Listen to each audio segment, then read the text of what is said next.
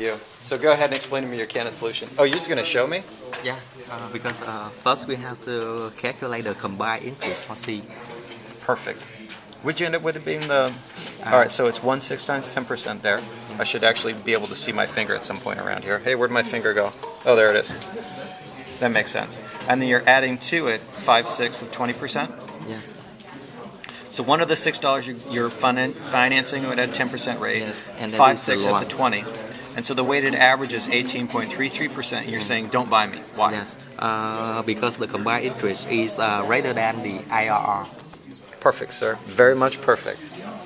Okay, so we had a very good solution already on this. Ooh, this is still recording.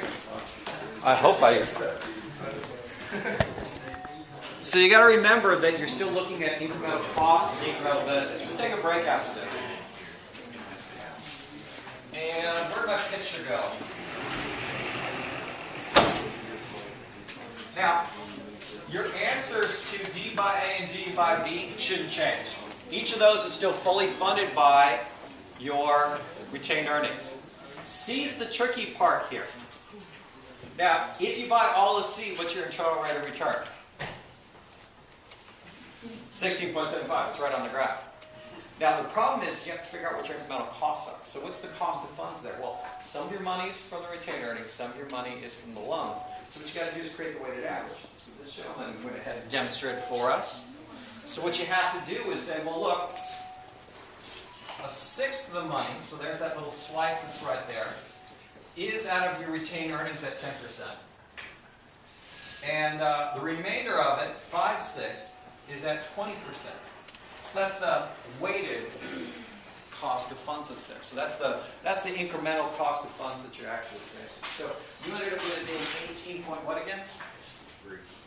18.3%. Now 18.3 as a cost of funds is greater than the 16.75 incremental benefit. So would you buy that item as a whole? No, really. Now, if you wouldn't buy that one as a whole, what would you say about asset D hanging around there? Not going to get that either. Okay. So, you're going to end up, strangely enough, with this dollar left over. Now, I want to say some rather strange things about this dollar left over. In that dollar left over only gets left over in an optimal decision if you actually face these right here as actual opportunity cost of money. Where you can always go ahead and take that dollar and say, okay, I can put it in this account that will earn 10%. Or there are these usual things I do with it that will go ahead and earn my organization 10%. So here's the story that goes along with it. You're in an organization, you're given $10 worth of capital budget, but you're still allowed to borrow. Okay? And nominally you're told you evaluate these investments at 10%. The reality is, if you don't spend all your capital budget, they take it away from you at the end of the year. If they take your capital budget away from you at the end of the year, if you don't use it, there is no future. What's the opportunity cost of the dollar?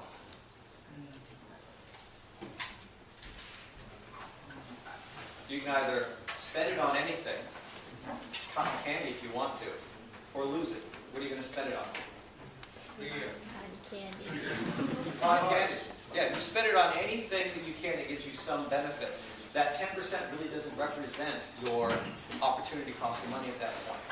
It's just some artificial construct that's placed in there if they're going to be able to take the money away. Sir? That doesn't seem, it seems to me like it would encourage organizations to not save money year over year. It often does. And let me go ahead and explain that there are 2 points of view on this one. First, some organizations where if you're dealing with a subdivision and you give them a certain amount of investment funds, some capital funds, if you allow them to accumulate it over time, sometimes what they'll do is they'll keep it accumulating and actually make it so that they get something large or something that's more important. Some school districts operate this way. I've seen some low-income facilities that work that way. But the problem is that the larger organization sees that little pot of money right there as resources that aren't being used. They think, I can go ahead and move them over to this area and do something great with them.